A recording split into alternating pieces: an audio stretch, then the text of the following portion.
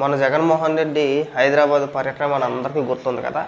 మామూలు ఎలివేషన్ లెవెల అన్న తోపు, అన్న తురుము, ప్రజాదరణ, హైదరాబాదులో కూడా జనం జైకొట్టేస్తున్నారు. ఇంకా డైరెక్ట్గా సాక్షి పేపర్లో అయితే కోర్టు సిబ్బంది కూడా జగన్మోహన్ రెడ్డిని చూడడానికి ఎగబడిపోయారని చెప్పేసి విపరీతంగా భజన చేశారు. మామూలు భజన కాదు. అయితే ఆ తర్వాత కోర్టులో జగన్మోహన్ రెడ్డి నుంచి ఉన్న వీడియో ఒకటి విపరీతంగా వైరల్ అయింది. మామూలుగా ఒకసారి చూపించే ప్రయత్నం చేస్తాను చూడండి. ఆ వీడియో వైరల్ అయిన తర్వాత వైఎస్ఆర్సీపీ పార్టీ నాయకులు కావచ్చు, కార్యకర్తలు కావచ్చు, వాళ్ళ ఏడుపు మామూలుగా లేదు.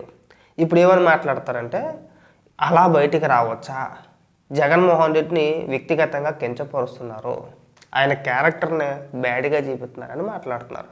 ఒకసారి జగన్మోహన్ రెడ్డి వీడియో ఏదైతే వైరల్ అయిందో ఆ వీడియో వినిపించిన తర్వాత వైఎస్ఆర్సీపీ పార్టీ నాయకులు ఏం మాట్లాడుతున్నారో కూడా వినిపిస్తా చూడండి. ఈ వీడియో బయటకు వచ్చిన కానించి వీళ్ళు ఏవైతే ఎలివేషన్లు ఇచ్చారో అవన్నీ పక్కకు పోయినాయి.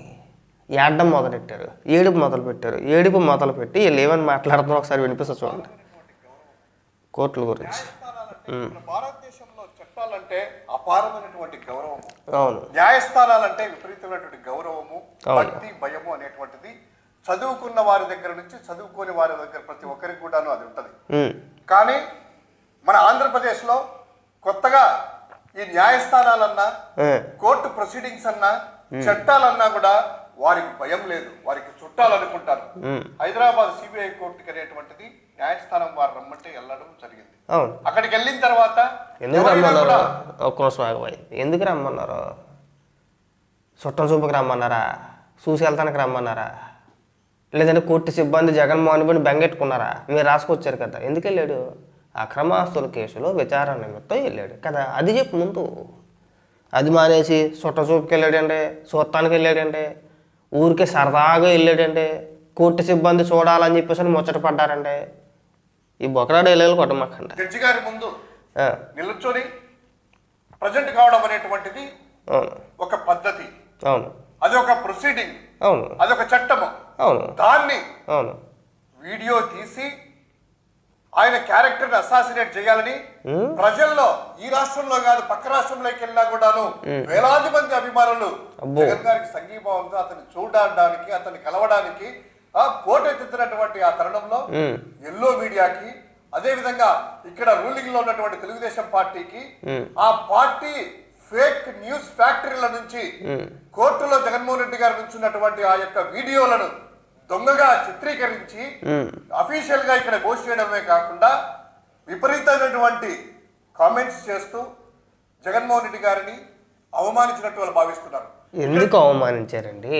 జగన్మోహన్ రెడ్డి కోర్టుకు వెళ్ళాడు కదా, కోర్టులో వీడియోనే కదా, అది బయటది కాదు కదా. ఏదో మార్ఫింగ్ చేసేటంటాను, ఇంకొకటి అంటాను, మనం ఏడాలి. ఉన్న వాస్తవమే కదా, కోర్టులో నిలబడిందే కదా, అందులో తప్పే ఉంది. వీడియో బయటకు వచ్చింది. బయటకు వస్తే వ్యక్తిగతంగా కించపరుస్తున్నారండి, ఆయన క్యారెక్టర్ని తప్పుగా చూపించే ప్రయత్నం చేస్తున్నారండి. రామోజీరావు గారు మీరంతా మర్చిపోయారేమో, గుర్తు చేస్తున్నాను, ఒకసారి గుర్తుపెట్టుకుని బాగా. ఆయన్ని విచారణ పేరుతో ఆయన మంచం మీద పడుకొని ఉంటే ఆ వయసులో కూడా చుట్టూ కెమెరాలు పెట్టి ఆ వీడియోలు వైఎస్ఆర్సీపీ పార్టీ అఫీషియల్ పేజీలో ఎందుకు వేసారు? ఆ రోజు ఏమైపోయింది అంటే, మనం చేస్తే సంవత్సరం ఎవరైనా చేస్తే వ్యభిచారమా? ఆ రోజు ఎందుకు మాట్లాడలేదు? విలువలు, విశ్వసనీయత అని చెప్పేసి అని మీ చేతికి ఎందుకు వచ్చింది? అది వైఎస్ఆర్సీపీ పార్టీ అఫీషియల్ పేజీలో ఎందుకు వేశారు? దానికి సమాధానాలు ఉండవు. చంద్రబాబు నాయుడు గారిని అరెస్ట్ చేసినప్పుడు రాజమండ్రి సెంట్రల్ జైలుకి వెళ్ళినప్పుడు వీడియో లోపల, సెంట్రల్ జైలు లోపల ఎందుకు తీశారు కెమెరాలు పెట్టి? దానికి ఎందుకు సమాధానం చెప్పట్లేదు?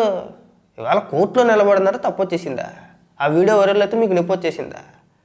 జగన్మోహన్ రెడ్డి క్యారెక్టర్ని అంటే తప్పుగా చూపించేస్తున్నారు. ఏమంత గొప్ప క్యారెక్టర్ నాకు అర్థం కాల. ఇది జనం డబ్బులు దొబ్బేయడం ఇది గొప్ప క్యారెక్టరా? అలాగే ఇక్కడికి వచ్చి రూల్స్ మళ్ళీని ఇవాళ రేపు మనం చాలా సందర్భాల్లో చాలా చోట్ల చూస్తున్నాం. మనం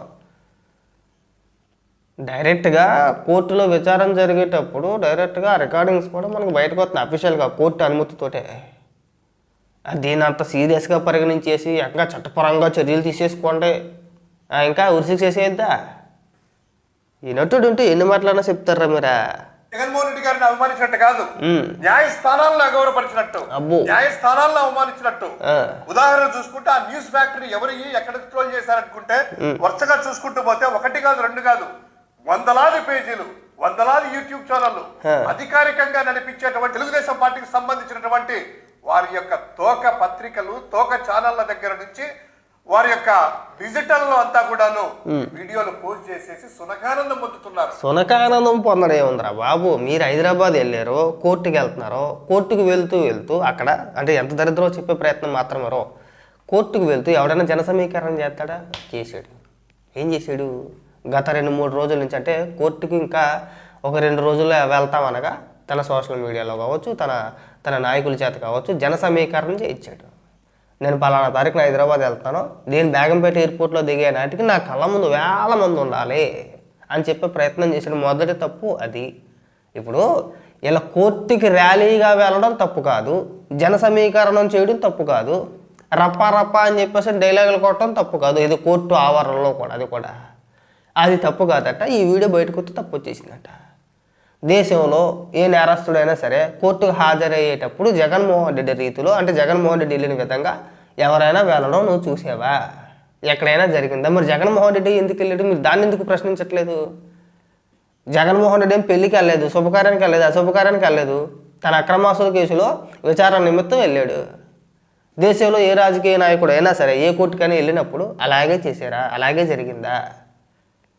అంత హంగామా చేసామా? సరే చేస్తే చేశారు, జన సమీకరణ చేస్తే చేశారేమో అనుకుందాం, కాసేపు పక్కన పెట్టండి. అది తెల్లారి ఉదయాన్నే సాక్షులు ఏమని రాసుకొచ్చారు సాక్షి పత్రికలో? జననేత అయ్యి బాబోయ్ మామూలు అభిమానం కాదు, జనం విపరీతంగా వచ్చేసారు, కొట్టుకోబోయారు, ఇంకా జగన్మోహన్ రెడ్డిని చూడటానికి అదృష్టంగా భావించేశారు, కారణ జన్ముడు కారణం అది కూడా రాసుకొచ్చారు. అక్కడ జగన్మోహన్ రెడ్డి మనిషి కాదు, పైనుంచి ఏదో తోక సుక్కలాగా ఏదో చిన్న మెరుపు ఒకటి భూమి మీద టపక్కన పడితే ఆ పడ్డ మెరుపు ఏదైతే ఉందో అది మనిషిగా మానవ రూపంలో జగన్మోహన్ రెడ్డి అవతారం ఎత్తేసాడు, అవతార పురుషుడు, కారణ జన్ముడు అని చెప్పేసి సాక్షులు ఎలివేషన్ ఇచ్చింది కాకుండా ఉదయాన్నే జగన్మోహన్ రెడ్డిని చూడడానికి కోర్టు సిబ్బంది సైతం ఉర్రూతలోగారని చెప్పి రాసుకొచ్చారు. అది అవమానించడం కదా? దేశంలో ఎక్కడైనా సరే ఏ కోర్టు సిబ్బంది అయినా సరే, లాయర్లు కావచ్చు, న్యాయవాదులు కావచ్చు, ఇంకొకరు కావచ్చు, ఎవరైనా కావచ్చు, ఏ కోర్టు సిబ్బంది అయినా సరే ఒక నేరస్తును చూడడానికి ఉర్రూతలు ఊగుతారా? మరి ఎందుకు రాసుకొచ్చారు అది సాక్షిలో? అది తప్పు కదా? వీడియో ఒకటి బయటకు వస్తే తప్పు అయిపోయిందా?